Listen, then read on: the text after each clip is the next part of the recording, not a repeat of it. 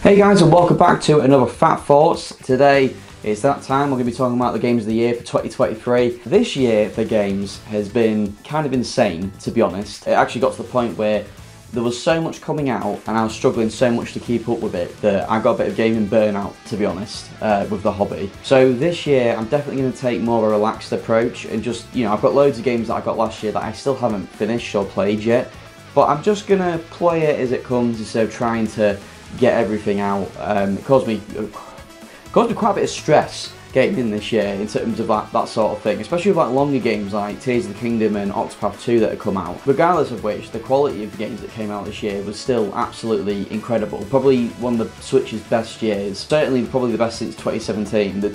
I think the only bad year, or not even bad year, but only off year that the Switch has had since its release has been 2018. Every other year has been absolutely stellar, and this year was no different either. This lay on into the Switch's lifespan, and Nintendo is still releasing bangers, and we've got a load of great third-party releases, as we've had for the past few years, to be honest. In terms of this year, I'm going to change up the structure a bit because the videos are just taking so long to make. These are supposed to be I just ramble for a bit. I take 30 minutes editing it, stick a thumbnail on, off it goes, but it started to get really arduous to edit them. So I'm just going to talk about my top 5 this year and an honourable mention, but at the end I will put a big tier list together like I usually would do, with all the games that I played this year, so you can just have a quick look at what I played and what I thought of them. So this is an honourable mention because it's DLC. If it came out as a physical release, I would have counted it as its own game, but as it currently stands, it's just DLC, so that's why it's an honourable mention, because if it was its own game, it would be my game of the year. Hands down, it was the best thing I experienced with gaming this year. I don't think it was even going to be a surprise, to be honest. After the trailer that we got in, I think it was February, where you saw Shulk Rex and he's like, Albus, is this really what you want? I was like, okay. All my fears were put to rest, because for those who don't know, I am a massive Xenoblade fan. Every single time a Xenoblade game has come out, it's been my game of the year pretty handily. Except for Xenoblade 3, that one came pretty close last year with Persona 5. My main issue with Xenoblade 3 was that it didn't tie into the grander story of Xenoblade, which I feel like it really needed to do. This DLC pretty much just answered mostly everything, or everything that I needed to be completely satisfied with it. Yeah, it really elevated the whole game up for me. I still don't know where I'd place it in terms of the other 2 games of the trilogy, but the story was so good. And look, this is coming from someone who really doesn't like DLC. I really don't like DLC. I don't like anything that's just pure digital distribution, because I just think that's way too easy. It can be lost media. You've seen a load of the 3DS and Wii U eShops going down recently, even the PlayStation ones, and you're thinking of all this DLC that you'll no longer be able to download, and the only time we'll ever be able to get those pieces of media back is when they're re-released. So I just don't like DLC distribution. I'd rather it just be put into the next game or what have you.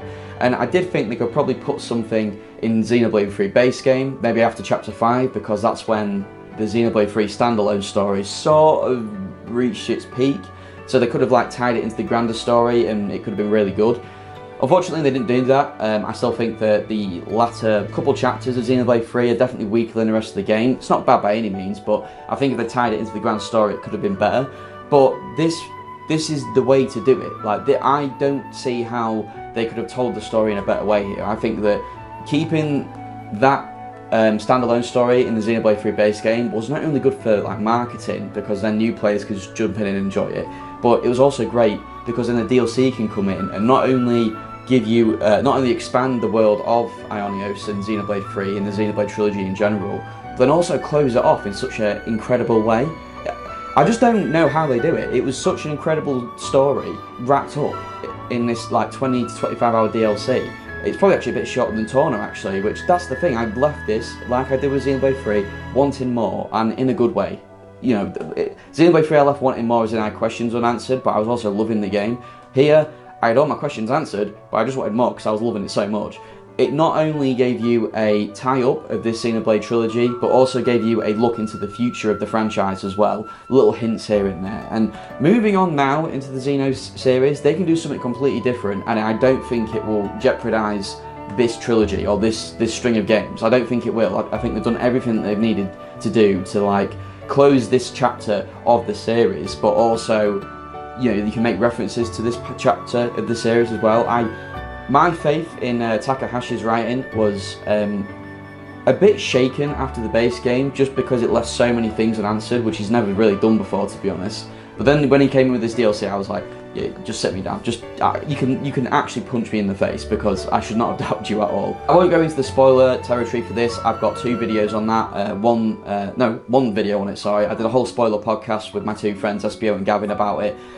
The story is incredible. The characters are amazing as well, and they've got so much fan service and so many points that made me tear up. Like, even when you're fixing like the old man's gem machine or gem stall, it's just such a throwback. And like, this year was 12 years since I originally played Xenoblade on the Wii. It was such a defining part of my teenage gaming years, and such a defining part of my time in my life at that point as well. So like, having all these throwbacks to more of Xenoblade 1, but definitely Xenoblade 2 was in there as well, but more of Xenoblade 1 was just incredible. I loved it so much. And the characters weren't just there for fan service. Like, Shulk and Rex have come back, of course, but like, they had grown and they still had growing to do. There was still character development to be done there, especially with the 2 new characters, Glimmer and Nicole. The music in this DLC was absolutely phenomenal. The synths were back from Xenoblade 1, the guitar was back from Xenoblade 2, the Black Mountains, the new Prison Island theme. Oh, it was just,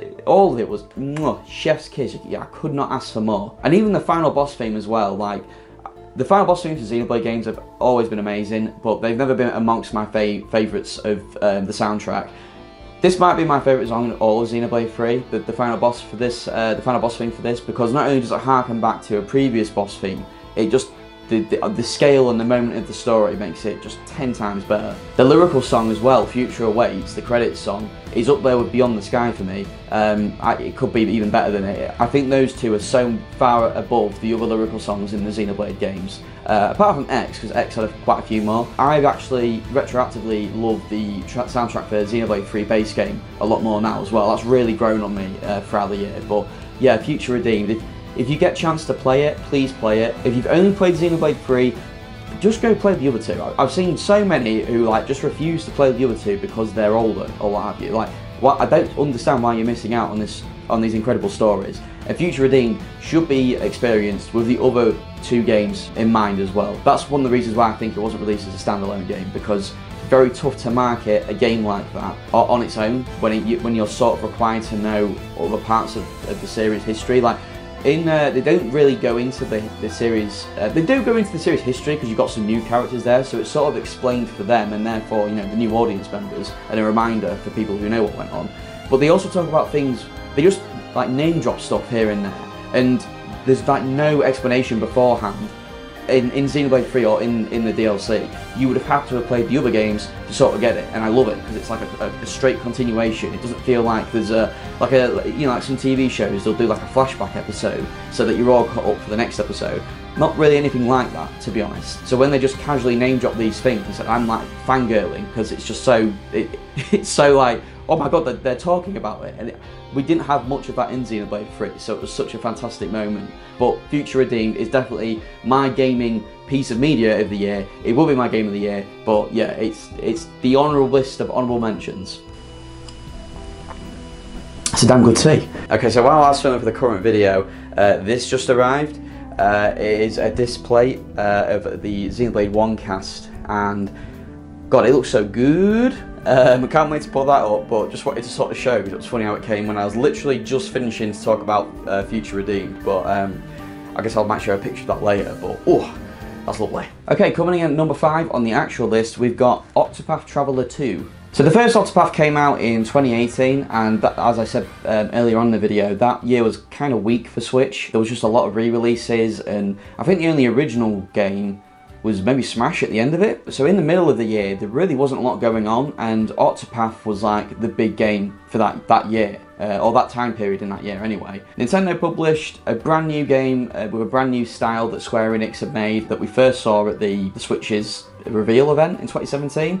So it took a while for it to actually come to fruition and come out. And the look of the game was fresh, the gameplay harkened back to old Square Enix RPGs. It was a fresh turn-based experience. I do really have a soft spot for turn-based RPGs, and the mechanics in Octopath were fantastic with the break and boost system. I really did love Octopath 1. The only thing really letting it down for me was the fact that the characters didn't really interact with each other. They didn't really feel like a party. You know, if you look at a game like Xenoblade or the Tales games especially, it really fell short in that area because it was really just about the 8 separate characters and their stories, and the other characters were just sort of there. You know, they didn't really interact. They had like some travel banter in the taverns sometimes, but it really didn't make up for that the character development they could have had between each other and the dynamics they could have between each other. They didn't have that, and it's because the game was so open. So I get why there wasn't, but it did feel weird.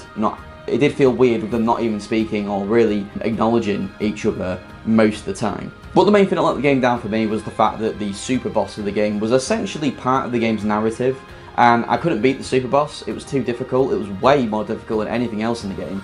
So I couldn't beat it, and because of that, it left a sour taste in my mouth really. Even after I spent just 15 hours just straight grinding to try and beat this boss, and I couldn't do it, even when I tried really looking deep into the mechanics. And to be fair, I think if I looked into it now and tried again, I think I might have a better go at it, but I'd have to go through the whole game again now. Yeah, I haven't played that game for years, so. But when Octopath Traveler 2 was announced, it was a bit of a different kettle of fish because we'd had quite a few HD 2D games by Square by this point. You know, we've had Octopath Traveler, Live Alive, Triangle Strategy, and we've also had the announcement of the Dragon Quest III remake, which I didn't even freaking know was coming out at this point, but hey ho. So with Octopath 2, I wasn't as excited as I was for the first one. I thought it was going to be, I don't know, I was looking forward to it in a way because I enjoyed the gameplay of the first one, but I could have skipped it, to be completely honest. Like, if it came down to it and I was like, I want to, you know, I ain't got enough funds or I've got another game to play, I would have probably not got it. But I did end up getting it, and I'm really glad I did because I do think it improves on the first game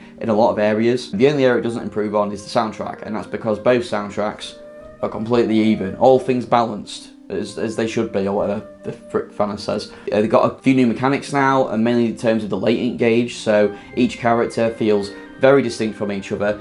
They felt distinct in the first game too, like they all have their own different skills and stuff, but because you could make each other's class, it felt like you could be more interchangeable, I guess, but it wasn't an issue in the first game, but in this game they've made each character even more unique in like the skills that they can learn. Some of these characters have so many things they can do, you feel, that's one of the best things about Octopath Traveler, and Octopath Traveler 2 did it really well as well, is that you can just set your characters up in a way where you feel like, is this an oversight? Because my character is just so fucking busted, like in the way that you set them up and the moves that they've got. You know, this thing will stack with this ability, and then this ability is stacked with this other ability that you can get from another class, and you're like, is that supposed to work? Like, that feels like it shouldn't work, but it does. And it's great because even though it obviously is supposed to work, it feels like you've done something that the game didn't intend for you to do, and it feels really good. And that's exactly what this game is like as well. And in terms of like the class system, I feel like that's probably even better here because the advanced classes that you can get in the first game were essentially just better classes, that better versions of classes that already existed. But in Octopath 2, they're like completely different wacky classes. Like you can get an inventor class, and there's also like a warlock one as well, which is kind of like a mage, but it's not. There's like a master of arms one as well, so it's like a master of all physical weapons. It feels so much more creative in that way, and I think one of the big things that make Octopath 2 just better, in like more immersed, that's it, immersed. One thing that makes it so much more immersive is the world. The world it's set out like the same as the first game, but the world building is so much better in Octopath 2. In the first one, it was like this big open continent, and you didn't really understand the dynamics between the different areas and different kingdoms and stuff. But in the second game, it's set out a bit like Earth, to be honest. You have like the west continent and then the east continent and like a little island in the middle. But people from the east are like shown to be like more rich and like maybe a bit more developed than the western side. And the western side is like rife with for the taking, essentially. It's like an unknown world sort of thing. So like there's a lot of riches to be discovered there and stuff like that, but it is behind the times in terms of technology and stuff like that, and capitalism, I suppose, hasn't really got over there yet, which is one of the main storylines of one of the main characters, Patricio. And that's one of the things as well, is that I think all the main characters' storylines are so good in Octopath 2. Like, I was much more engrossed in them than I was in the first game's characters. Not to say that's the first game's characters are bad or anything like that, not at all, but this one, does everything to make it as better as it can be. You know, the visuals have taken an upgrade. You have to go back to the first one to see how many more frames of animation and like effects are in the second game. And like the set pieces are so much more grander and exciting and less predictable, I'd say, as well. One of the biggest improvements, of course, is the fact that the characters do interact with each other more. They have these separate quests they can go on now called like other paths or something. And it's a quest with 2 characters at the forefront. And they're not like massive or anything like that, it's more like a way to character build, but you do have to do all these if you want to get to the final part of the story, which is not bullshit this time. It's a difficult final boss fight, but it's not the super boss. The super boss is in this game, but it's not really anything to do with the story. It's just sort of a way to sort of link it to the first game, and that leads me into saying that you don't need to play the first game to have played Octopath 2. I do think you should, because I think Octopath 1 is still great, and then you can appreciate Octopath 2 even more. If you do want to just go straight into Octopath 2, you can do, and I do really recommend the game. I think it is one of the best ones of the year, and really underrated, as the first one was, I feel, in a way. But this one even more so, because it genuinely did take criticism from the first game and improve it. The only thing I'd say is the game is longer. There's more stuff to do in here than in the first game. I think my playthrough of the first game, with those 15 hours of grinding, I think I left it around like 90 to 100 hours. This one I was still playing it around like 130 hours in, so there's a lot to do. And to be fair, I did do pretty much everything. And it's weird because I was playing this game for a good part of the year, and at one point I did just want to get through it. But then like when I just went on a straight binge of this game for a while, when it finally ended, I was like, oh, I was really enjoying that, actually. So, Octopath Traveler 2. So pretty fitting because it's absolutely pissed it down outside. But at number 4 is Master Detective Archives Rain Code.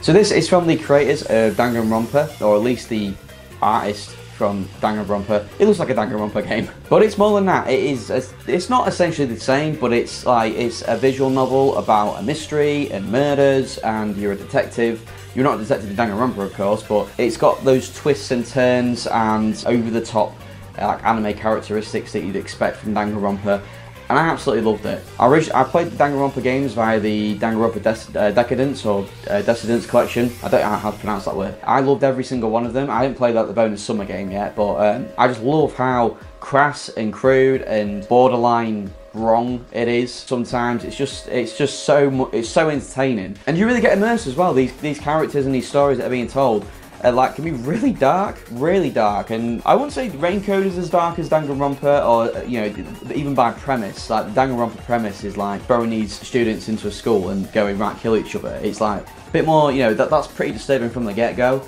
Rain Code is about you are a master detective, and you're heading to this place called Kanai Ward in, I think it is Tokyo, but you're heading to this place called Kanai Ward, and you get on the train with these other master detectives, and something happens, you end up in Kanai Ward, and then you end up having to try and find this secret. And it's not immediately gripping, I will say. It is good, don't get me wrong, it is very good, but I would say like, it takes a couple of chapters to really like hook you in with the overarching story. The first 2 chapters especially are like really sort of, this is the mechanics of the game and this is what you're going to be getting into. But then it all comes back around in a very good way. The music's great, the atmosphere is brilliant. It's like a cyberpunk sort of city, very well designed, that's the thing as well, the game looks incredible. This is the first game where the Danganronpa style has been put into fully 3D. You know, usually you might have like 3D spaces, but it's almost like a diorama. You know, the characters are like character portraits or like almost like cardboard cutouts. Here they're fully 3D, fully animated, and they look absolutely fantastic. And for how good the game looks, I actually think it runs pretty well as well, especially when things get into more like action-heavy bits. It's not like, you know, it don't feel like you've got like totally buttery smooth control, but you don't really need to in those essences. It's not really about the action, it's about, you know, cutting through contradictions, and the way you do that in this game is instead of like trials in like Phoenix Wright or, in Ace Attorney or Danganronpa, you go into these places that are called mystery labyrinths, and not only are you answering these questions and trying to find the truth of these murders and other crimes, you're also trying to go through these really crazy environments. And to be honest, I think they could have done more with those, because eventually it gets to the point where you're like, oh, okay, so there's like areas in the mystery labyrinth that are unique to that case, but then like the bits in between are essentially the same thing, and it's just an excuse for the characters to talk. Good thing the characters are great. The characters are absolutely like fantastic, really well written, like they are in the Danganronpa games as well. You've got Yuma, the main character. He's like the nervous, oh I can't do this, oh I'm gonna pee my pants, I'm so scared. And then he like slowly becomes, you know, more confident and into his own. With him is Shinigami, this demon who is essentially, she's not a succubus, but she might as well be. She's like this really overly, like, over-the-top hot demon girl. But she's great as well. She, like, not only is, you know, she doesn't always come across as, like, this, like, over-the-top horny character. She does have, like, moments of, like, genuine character development as well, which is the best part. You don't want it to just be one or the other, do you? So. I'm so horny for mysteries right now. You're...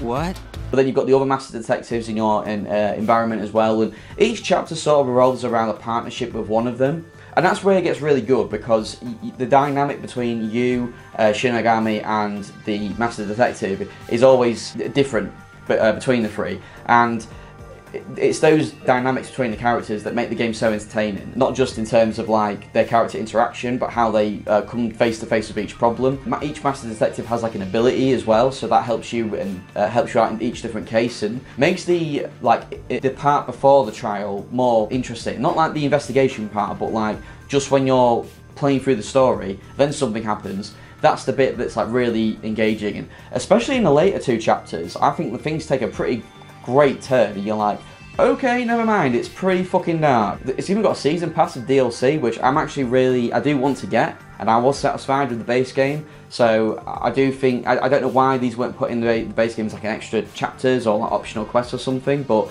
yeah, I do want to give these a go, because I do think they're very much worth it, because the game was fantastic. Okay, coming in at number 3, we're getting into, I mean, to be completely honest, when I was trying to put this list together, it was so difficult. You'll see it by like my games at the end when I like ranked them all, but yeah, this was, I didn't know this was going to get in there, but when I think about the year, I did love this game just that much, and that is Dokapon Kingdom Connect. So Dokapon Kingdom is a game that came out fucking years ago, like around the PS2 era. I think it was around like 2004 or something, and that game was a remake of it was an NES game or a SNES game from like the 90s. So this game is essentially a SNES game from the 90s that's been remade like a couple times, but this one is very much the PS2 like Wii version from way back when. Dokapon Kingdom was a game that I discovered by watching the Runaway guys' playthrough of it, and it combines like two of my greatest gaming loves, which is like Mario Party board games with RPG elements, and that's what this is, and it does it so well. It's got so much to get into. Essentially the aim of the game is to get the most money by the end of the story mode, and there's different chapters to play through, and you've almost got to work together with the people you're playing against, but you also really want to pick your moments to stab them in the back. There'll be like an enemy or something, and like some guy, yeah, I go and fight the enemy, and then maybe someone helps me out by throwing a spell at it to do a bit more damage. But then the other player will come in and kill me last minute and like eBay snipe me, and then get the boss and win the chapter or what have you. And there's just so much fun to get into, and so many crazy moments. And I could make a compilation of the crazy moments my friends Tom and Gavin had this year playing through this game, because we played through it way back when on the Wii, and we had the best time. And then when this game came out, we decided that of course we're going to play it, because it was one of my most requested. I didn't think it ever would, to be honest, because I thought it was too niche, but the fact that the game got a re-release on Switch and Steam now as well, with online capabilities, really good online capabilities as well. Like if you drop out by accident, you can just they can join straight back in, or you can all leave and things will save. It's perfect. Like there was very few times where it was getting laggy or stuttery or anything like that, and it's not a game that requires an action or anything, you're going through menus and stuff, but it was so good. And there's all the different modes as well that you can play with people online. You can play with randoms online, but to be fair, this isn't a game that I would recommend playing with randoms online, because it can go on for a long time. I think me, Tom and Gavin, we played about 30 hours of this before we were done. We probably could have done it a bit shorter amount of time because we've played it before, and that is something that I will say is I have come to realise some of the shortcomings of the game. Like, it's not a high budget game at all or anything like that. It's one of the reasons why I love it. But I'm also mean in terms of like replayability. So if you've played the game before, you'll know where certain items are and stuff like that, because it's not really randomly generated. Things are like set in certain areas, like locked chests and stuff like that. So For example, we tried to get another friend into it this year, and of course we had a big advantage because we knew where all the stuff was, and part of the fun is discovering all that for the first time. So in subsequent playthroughs, it's not as exciting in terms of like discovering stuff, but the moment you can get into with your friends in this game is, it's just amazing. It is the friendship killer, you know, but we had a night where me, Tom and Gavin were playing. There was a night where I went really quiet because I was like, shit, like, you know, I'm dead, all my stuff's been taken. Like, that took me hours and hours to grind up. There was a night where Gavin was really quiet because I absolutely screwed that bastard over. It was great. It was really good stuff. It's one of my favourite multiplayer games of all time, and putting it on a modern system with online capabilities is fantastic. The only thing I will say about this port in particular that is a bit of a shame, also just to mention quickly, it got the high definition treatment and got all of its like portraits and stuff redone. So there was a decent amount of work put into this re-release, I gotta say, which is good because, like I said, it is a bit of a niche game, so I didn't know if they even thought it would sell. But I will say, I am disappointed that there was some censorship in the game. I don't really mind too much about like the clothes and stuff, like they covered up some of the female characters. I don't really mind about that. I think that it still maybe should have been an option, you know, to cover them up or not. You know, that's maybe put it as a default option and then keep the original option as just like a hidden option, or you know, you can just select your clothing items later on, or you can look at later in the game, a bit like you can do with the fashion mags and stuff. I just don't like it when content that was there before, like it's suddenly deemed, oh, we can't have that now. It's like, why not just have both, but only market the new one? The main thing that really did annoy me was the fact that one of the pranks you can pull on someone, so when you kill someone, you can like rob them, you can give them a bad status effect, you can just forgive them, or you can play a prank on them and you can like draw on their face and give them, you know, all that sort of thing. But one of the best things you could do is you could set their name. You can't set their name anymore, you have to like use a preset name. And you could do that in the original game as well, you use a preset name, but I think it is, if you said like, no too many times, you could just set their name to what you want it to be. And you can do so many like in-jokes with that obviously might not be acceptable for everyone, but you can do so many cool in-jokes with that, and like funny in-jokes that probably someone wouldn't even get, apart from the people who are playing. I get that you shouldn't be able to change the name for online play, like in terms of playing with randoms and stuff. I get that, completely understand that. But in between friends, like, there shouldn't be any rules. Do you know what I mean? Put whatever you want. So I think that's a big shame, and it's one of those things where it's like, if me and my friends got together to play this and we didn't have to play online, we might just play the Wii version just for that, you know, because it's essentially one part, it's something you can do in that game that you can't do in the new one. And at the end of the day, this new one really only adds online functionality. It is still really the same game from all those years ago, but that game is fantastic, and that's why it's at number 3 on the list. So getting into the top 2, this is a game that has been coming out, you know, on the docket for a long time now. Didn't know when it was going to come out, didn't even know it really existed, and that of course is Pikmin 4. So I'm a huge fan of Pikmin. Pikmin is one of my holy trinity of games that when I first played I really did not like, and then I played it again and I absolutely loved. And then I went and bought Pikmin 2. Well, actually, the story of Pikmin, how I got Pikmin 2 was I went to buy Pikmin 1 and they accidentally put Pikmin 2 in the game case, and it was funny because on the way home I thought, would it be funny if they gave me Pikmin 2 instead, because I know that sometimes the shop I went to has been known to, you know, give you the wrong game by accident. But it would be funny because I bought it with a reward card, so I technically didn't pay anything for it, and Pikmin 2 is the much rarer game. You know, I think at the time Pikmin 2 for the Wii was going for around like £40–50, and Pikmin 1 was going for like a £5. So, and when I got home I opened it and it was Pikmin 2, and I was like, oh my god. So I couldn't play Pikmin 2 without playing Pikmin 1 first, but when I did play Pikmin 2, my god, I loved it. Like, I loved Pikmin 1, but Pikmin 2 I loved even more. I thought the relaxation on the time limit was a great decision. The dungeon crawling was excellent. The cruelty of the game was bizarre, but also made for some amazing moments. The additions to the game, like the purple and the white Pikmin, but more importantly, the treasures. The treasures were so much more interesting to collect than the ship parts and the fruit in Pikmin 3. And that leads me to say that Pikmin 3 I really loved as well, but you know, I loved all of these games. I think they're all fantastic, but Pikmin 2 was the one that I really loved. And I think Pikmin 1 was more like, Pikmin 3 was more like Pikmin 1. Pikmin 4's come out and has pretty much gone, this is the best of Pikmin ever. You know, it had the segments from Pikmin 1, it had the dungeon crawling from Pikmin 2, it had the additions that Pikmin 2 had, like 2 had upgrades that you could find within treasures, like heat resistant suit or a pluck whistle or something like that. That's what Pikmin 4 has. It has a ton of upgrades for you to unlock. And there's also the night modes that you can do. There's the Dandori challenges, which are a bit like the challenge modes from previous games, but it's been sort of baked into the main game this time, and I absolutely loved them. I buy DLC for that. I loved it that much. I think the Dandori battle, me and a few friends have been doing some two-player. I think that's really fun as well, and this is someone who really didn't play multiplayer in Pikmin 2 or 3. So Pikmin 4 has been absolutely incredible, just a joy to play. I would have just loved more of it. You know, I put like nearly 50 hours into the game, pretty much did everything apart from get platinum medals on a load of Dandori challenges, and I would have easily played for another 50. It was that good. And last but not least, we've got my game of the year this year, which is a bit of a cop-out. Some might not see it how it could be, but it really was the game that I enjoyed the most this year, and the game that I appreciated the most this year, and that is the Mega Man Battle Network Legacy Collection. Now first off, I want to give a massive shout out to Capcom, who finally got it right. I mean, sort of right. They still didn't release it physically in Europe, but they did release it physically in Japan and America, and they released it as the full game. They didn't do a Mega Man Legacy Collection or Mega Man X Legacy Collection where only Volume 1 is on the cartridge and then you have to download the other volume. That's one of the reasons why I never got into those, because I was just like, I'm not going to...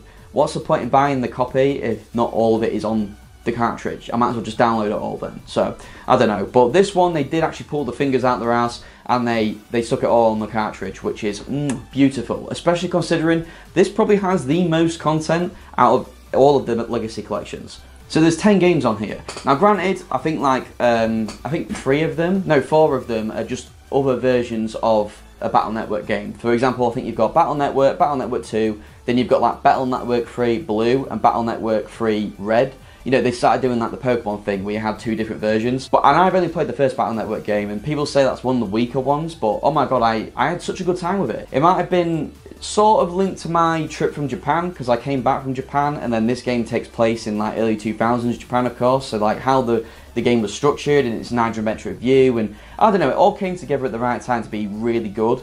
And this era of Mega Man, or this iteration of Mega Man, is the only one that I've ever really been interested in. I did play Mega Man X a while ago and I really enjoyed it, but I never got into Mega Man, apart from with the Battle Network iteration, because I didn't play any of the games when I was younger, but I watched the anime, Mega Man NT Warrior, and that was incredible as well, because when this game came out, Capcom actually put the anime on YouTube for a short while. It's gone now, unfortunately. Hopefully someone's re-uploaded everything, because I didn't get fully caught up. It was amazing seeing that they really went into this like mid-2000s mode of Battle Network and NT Warrior. And NT Warrior was an anime I really loved. Like, it was up there with Pokemon and Beyblade for me, and Dragon Ball Z, you know, in my like pre-teen years. Finally getting to experience the games that the anime was based on was really interesting, especially when watching the anime side by side and seeing like what names would change, what storylines would change. Like the storyline in the anime, the first arc of the anime, is actually the story from Battle Network 3, I think,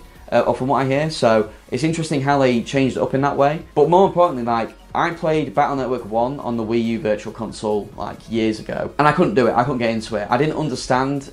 I'd never really been into like card building games, so I didn't know how to build a proper deck.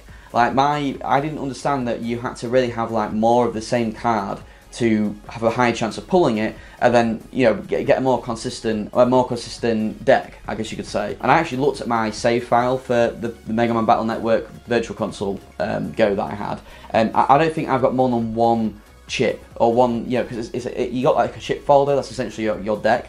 I didn't have more than one different battle chip in my collection. How on earth I was ever supposed to play this game, I have no idea. Because I just found it so slow and so hard to kill stuff. But when I replayed Battle Network, I had a much better idea of how to build a deck, because my friend had sort of taught me. And I had such a blast with it. I explored areas early and got better chips early, and then combined them into different combinations. And like I just said, it was the gameplay, the music, the environment in which I played it in, the time at which I played it in. It was just perfect, and the collection aspect of it, which you know I love, was done impeccably as well.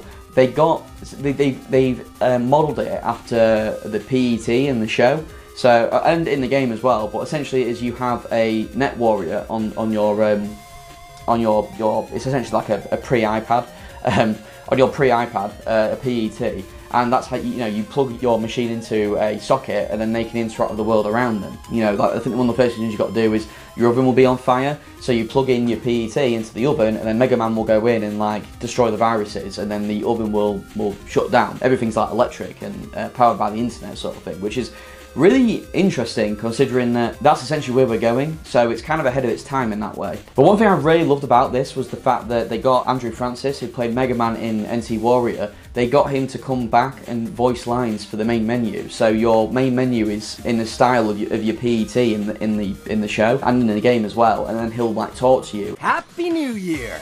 Got any resolutions? And it's great. Like the effort was absolutely brilliant and top notch what they put in for this collection. If it wasn't for the Atari 50 collection, I would say this is probably the best game compilation that there's been in terms of like the effort put into like the style of it and the launcher, because you've got like art, you've got the soundtracks of course, and one of the best things, they've added online trading and online battling to all of the games, and I knew that this was a bit of an underground esport sort of thing, but that's incredible. They didn't need to do that, but they have done, and you can trade chips of others, you can battle others, like there's ranked modes and all this sort of thing. Like, that is so much further than they ever needed to go for this compilation, but they did it, and I love it. I can't wait to jump back in and play Battle Network 2, which I'm probably going to do soon actually, because it's coming up around a year, Jesus, since I played the first game, and I really did love it. There's some early like Game Boy Advance jank in there that I got stuck with, but it was nice because it was like one of those things that's like, well, I've been stuck on this for so long, and then you go online and look it up, and everyone else is like, yeah, that place is a piece of shit, and you're like, okay, fair enough, it's not just me then.